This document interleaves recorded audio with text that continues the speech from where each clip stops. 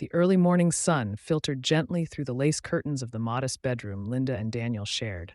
She sat at the edge of the bed, rubbing her belly with slow, grateful hands. After years of hospital visits, awkward prayers, herbal concoctions, and nights soaked with tears, the miracle had finally happened.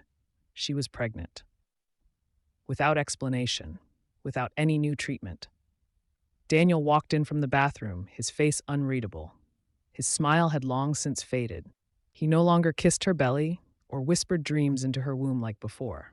He merely gave her a nod, picked up his shirt from the chair, and walked out of the room. Linda watched the door close behind him, her heart tightening. Something had changed in him since the pregnancy was confirmed. Something she couldn't name. Later that day, Mama Clara came over with her usual bags of herbs and small bottles. But this time, there was a strange urgency in her steps and a haunted look in her eyes. "Linda, you must not name this child carelessly," Mama Clara said in a hushed voice as she lit a stick of incense. "Names carry memory. Names carry spirits. You hear me?" Linda raised an eyebrow. "Mama, it's just a name. Daniel and I agreed on Joshua." Mama Clara's hand trembled slightly as she scattered some powder over the burning herbs. "No, this child is special. You must wait. Don't name him yet." "But why?" "I saw something," she whispered. "In my dream, there was a river and Edward standing on the other side."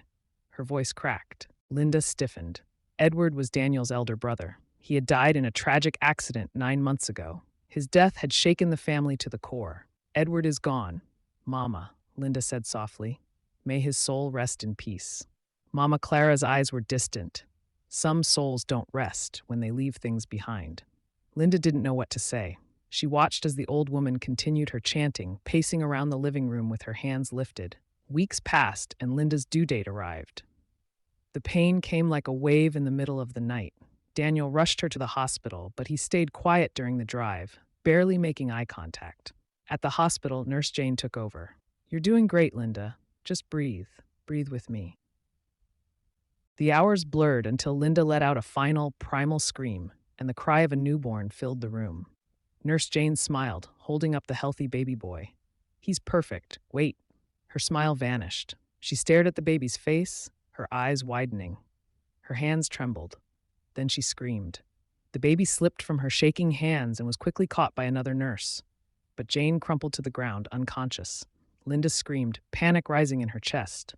"What's happening? What's wrong with my baby?" Doctors rushed in, and the room became a flurry of footsteps and alarms. Linda was too weak to get up. Her eyes searched for her child. Then the door swung open, and Mama Clara burst in. She didn't wait for explanations. Her eyes locked onto the baby, and she fell to her knees with a cry that pierced the soul. "Edward," she wailed. "Oh, God! Edward!" Everyone froze. Daniel pushed past the curtain and looked at the baby. His expression tightened for just a second before he forced a laugh. "This is nonsense. That's just a baby. A coincidence. Babies resemble people all the time." But Linda saw the truth.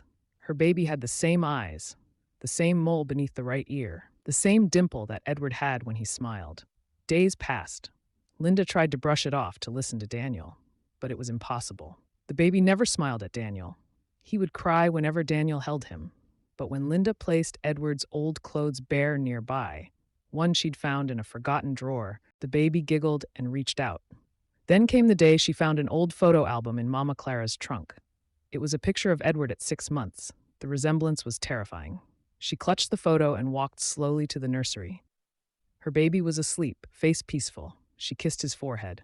But that night she was jolted awake by a soft sound. Edward.